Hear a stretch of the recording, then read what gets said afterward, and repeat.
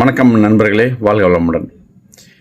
இந்த விஜய் அவர்களின் கரூர் பிரச்சாரத்தின் போது நடைபெற்ற ஒரு மிகப்பெரிய ஒரு துயரச் சம்பவம். கிட்டத்தட்ட 41 பேர் இறந்தது.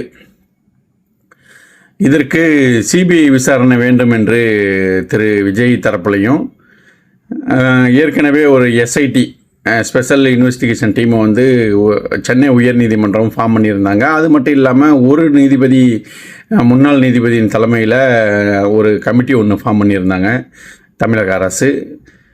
ஸோ இந்த தாவேகாவினுடைய கோரிக்கையான சிபிஐ வழக்கு, சிபிஐ தான் இந்த வழக்கை விசாரிக்கணும், எங்களுக்கு நிறைய சந்தேகங்கள் இருக்குது அப்படியெல்லாம் சொல்லிட்டு ஒரு வழக்கை வந்து சென்னை, அதாவது சுப்ரீம் கோர்ட்டில் போட்டிருந்தாங்க.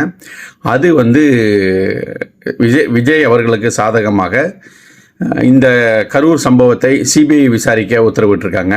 இது வந்து விஜய்க்கு ஒரு வெற்றியாகவும் தமிழக அரசுக்கு ஒரு, ஏன்னா அவர்களுடைய இந்த ஒரு நபர் கமிஷனமாக இருக்கட்டும், சென்னை உயர்நீதிமன்றத்தின் தீர்ப்பான எஸ்ஐடியாக இருக்கட்டும், அதையெல்லாம் மீறி இந்த இது வந்து டிவிகேவுக்கு கிடைத்திருப்பது டிவிகேக்கு வெற்றியாக அவர்களுடைய தொண்டர்கள் வந்து இது பண்ணிக்கிட்டு இருக்காங்க.